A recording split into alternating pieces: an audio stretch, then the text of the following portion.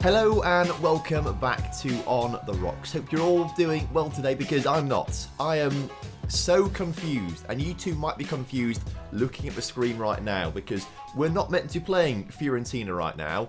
We're meant to be playing a Europa Conference League qualifying round, and I'll explain this. So, as I record this, it's Tuesday morning, right? So I'm going to edit the video before work and then put it out later on for a Tuesday night episode. Logged on, went on to edit the video, and the footage isn't there. But I swear to... I know I recorded it. I did the whole episode. I'm not going to just talk to myself for 40 minutes for an episode and not press record. But maybe I didn't press record. Basically, when I logged on this morning, this footage is Monday night's video. So I've edited that, it's gone out as a video, right? And next to it should be Tuesday night's footage. You can see here, recorded this on the 16th of the 5th, 2021 at 8:29:35. Immediately afterwards, because we only had like one game in between, I recorded the next episode on Sunday night to edit this morning to put out for you guys. But it's not there. So either I've not pressed record, or it's saved somewhere else, but I can't find exactly where it is saved elsewhere, or I deleted it. But I've not deleted it. Because anything you delete goes into the recycle bin, and the recycle bin is empty. So I think the best guess we've got is that I've been hacked. I've been hacked by who we beat in this Kasim Pasha. I've been hacked by a Kasim Pasha fan. That's what it is. But essentially, if you're watching this right now, it means I've not found the footage at all. I don't know where it's gone. It's just either not been recorded, it's been... I don't know what's happened. I'm just so confused by it all. Because normally I'm like, oh yeah, I remember deleting things, and I must have deleted it by accident. And I've done that before in the past. But I don't remember deleting anything. And I'm pretty sure I pressed record, but I guess that's the likely thing. I just didn't press record. I don't know what's happened, basically. So I do apologise. There is a big jump from in between episodes, but I don't know. At least we can get through this season slightly quicker. So let's, I guess, start things over again. Hello and welcome back to On The Rocks. Hope you're all doing well today. And we all agreed that we were going to play Fiorentina in today's episode. Since you guys were last here for the, what do we call it? The Europa Conference League third qualifying round. We've played a lot of games, as you can see. We started off by playing Morton in the Betfred Cup second round, and we won that game with a very rotated lineup with Thad McRae and Harry Storm on the score sheet. We then absolutely battered Kasim Pasha at home 4-0, as you can see, which gave us a nice advantage going into the second leg of that final qualifying round for the Europa Conference League. The players, though, were a little bit tired, / just didn't turn up at all for the Hearts game. We lost it 4-3, and at the time, I was having a huge rant about it, because this was meant to be on yesterday's or today's episode, but of course, we've not got the footage for it. I was having a big rant at the time about how we've beaten Rangers, obviously, in the previous episode, but then it doesn't matter because we then lose to Hearts, which just takes away that 3 points we got against Rangers. So that's a game we needed to win, and it's a game we didn't win. The frustrating thing about it as well was that Hearts scored 4 goals from 4 shots on target. So I was going pretty mental. We then followed it up with a 2-0 defeat to Kasim Pasha. We had a man sent off, Steve Nichols sent off in the first half, which wasn't ideal for us. But Kasim Pasha were very good. Luckily, we did the job in the first leg and got through into the Europa Conference League group stage, where we've been handed a very difficult group. However, in September, we made sure we were in decent form. We started off with a 4-0 win over newly promoted Morton, which was fantastic stuff, and followed up with a 6-0 win over St Johnstone, which is great.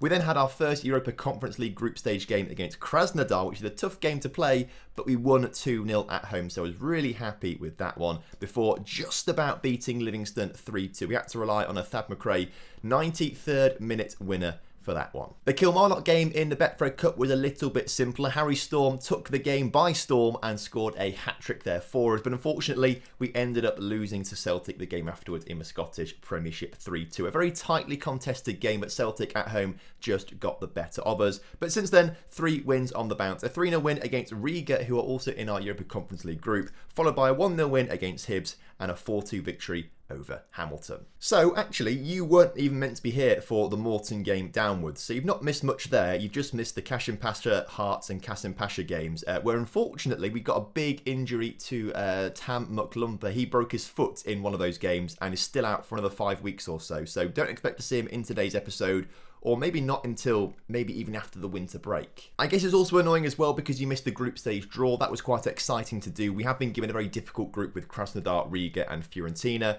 But we're here now, and we are currently top of our group, which is fantastic after 2 wins. So I do apologise for the mix-up with today's episode and the games that should have happened but didn't happen. It's a bit frustrating, right? But obviously we can't do much about it right now because I can't go back in the save files because I've already saved the game, obviously. And whatever's happened to these files, I've no idea. I'm actually very concerned going forward. I have to try and sort something out. I mean, if you're watching this, obviously I've got it all sorted and it's working.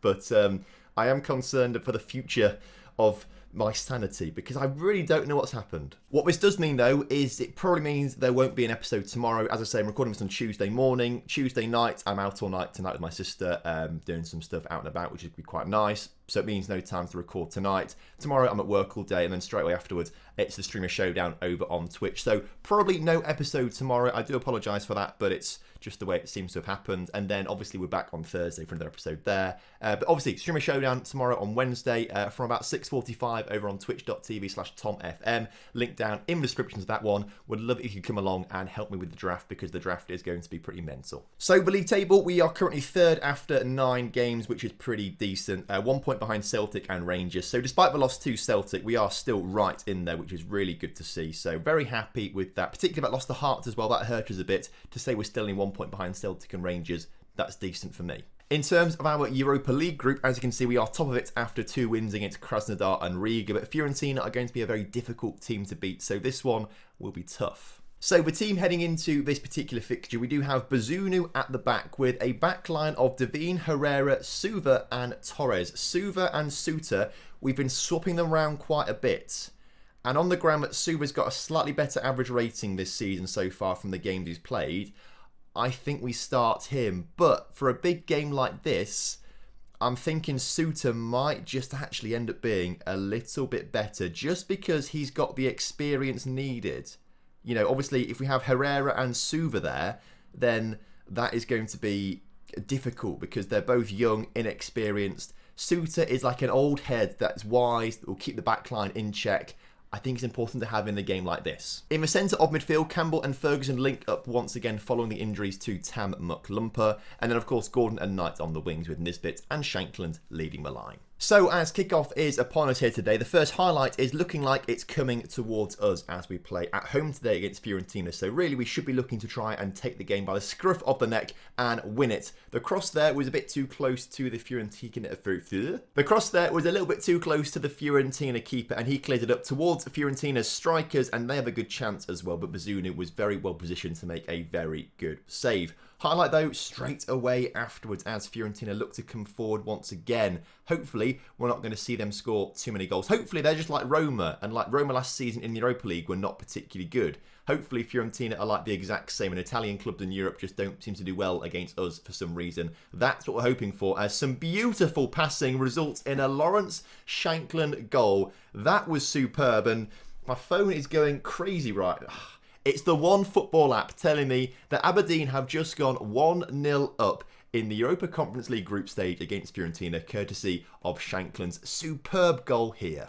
Of course, today's video is sponsored by the One Football app, the best football app out there to keep up to date with all of the latest footballing news, scores and live updates. Get push notifications sent straight through to your phone for your favourite teams, such as Aberdeen, whenever anything happens major in games like goals or red cards, things like that. I use it all the time. I think it's a great app, and I would massively appreciate it if you guys could download it from the top line of the description for absolutely free to show your support for the channel and help me out.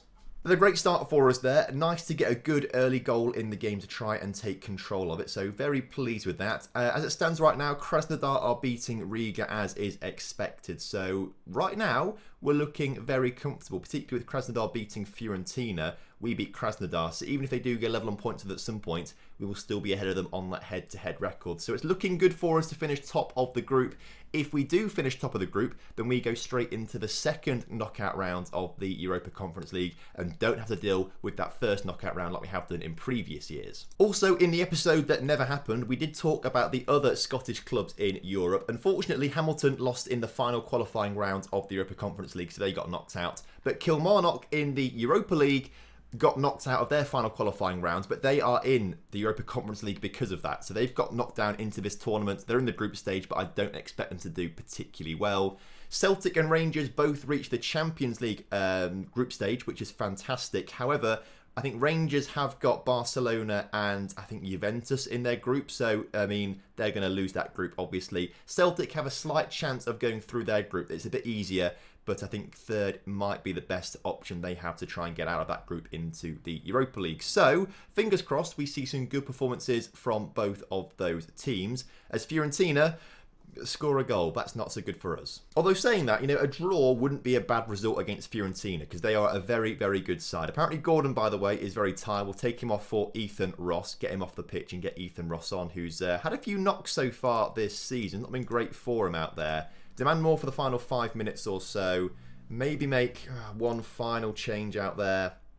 Shankland off, Harry Storm on, and Lavia on for Ben Knight coming off. Confirm those changes, although it's probably too little too late right now, unfortunately, as we finish 1-1. That's not a bad result against a very strong Italian side of Fiorentina. And very quickly, we're coming up for the St Mirren game because that's only 2 days later, so a very jam-packed schedule right now, and we are going to make a couple of changes because I am trying to rotate the lineup a fair bit to try and get everyone a bit of game time. So Gordon is going to come off the pitch because he's tired for Ethan Ross, and Harry Storm will come on. No, not Harry Storm. He's more of the poacher. We're going to bring Kevin Hanratty on for Nisbet instead. I also want to get Rhys Devine off the pitch for this one, and I want to bring on Brian Portier, who, when he has played very well. He's developing nicely. Obviously, he's still at that 5-star potential. I mean, this looks down. This doesn't look great, all the down arrows, right? But he is developing. He's getting better because he's gone from 2 to 2.5 stars. That's how it works, surely. But we'll definitely play him at right back, and we'll also bring on Suva at centre back once again, but swap his roles around to something he's more comfortable with. Other than that, though, we will probably leave the lineup as it is. So let's submit the team, go to the St Mirren game, and fingers crossed get a win to help us out in the league. So as kickoff is upon us here today against St Mirren, we are away from home, and St Mirren have had a very good start to the season. I think they're currently 4th or 5th in the table. Higher now because they've just scored the opening goal of the game. Okay. Not a great start for us there as St Mirren go 1-0 up, and they look to try and go 2-0 up right now with a free kick which hasn't really done much, but they do hold on to possession as Fitzpatrick now on the ball on the edge of the area is tackled by Portier. Great challenge from the young Argentinian lad. Whatever he does, I'm going to support him. Even if he gets sent off, it's not his fault. I've got to support him because we spent so much money on him. I've got to be his biggest fan right now as the ball into the middle is not fantastic, I must say. And St Mirren looking to come forward. No, please don't score another one, lads. As Torres this time misses his it's fine. He's still learning, Torres. The other young Argentinian kid, he's still learning. It doesn't matter if you don't make all your tackles. You're still learning. And they didn't score a goal, so it's fine. But if that was Vontae Daly-Campbell, I would be going mental at him. We are not really doing anything in this first half. I'm a little concerned. We've not made that many changes to the starting, 3 or 4 changes. It's not that major.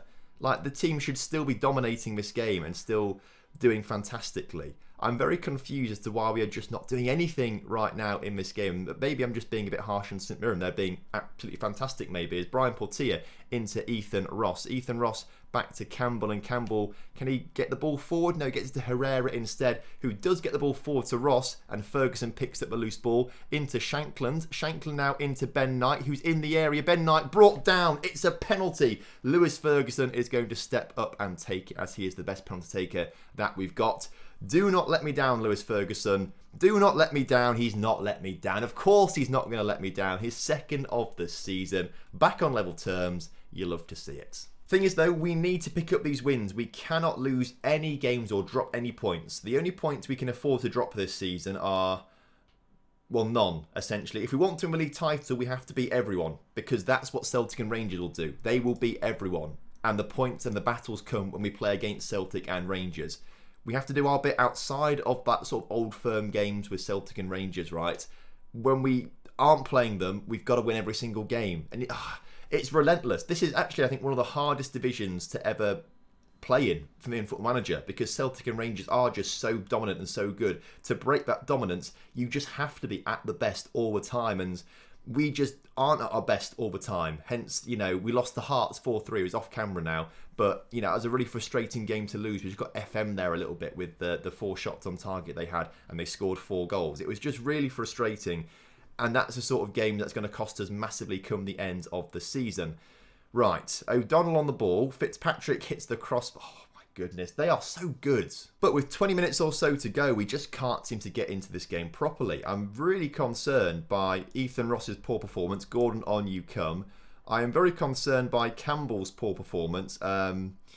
Swap over the Ferguson, right, and Campbell's going to come off for Sydney Tavares. And I think what we'll do as well is just push everyone onto like attacking duties, essentially, like wing back, attack, advanced playmaker on attack. We've got to try and push everyone forward. Hanratty can even be a pressing forward on attack. Let's try that. Maybe Harry Storm can do that instead. Give him a go out there. Confirm the changes. 15 minutes to go. Let's shout, demand more.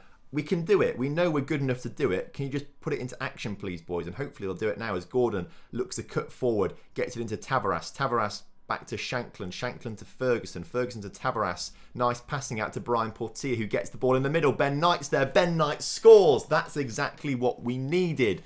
Oh, luckily, we do have the talent and the quality. When we are pushed up against the wall, we can do this. And I think in seasons gone by, this wouldn't have happened.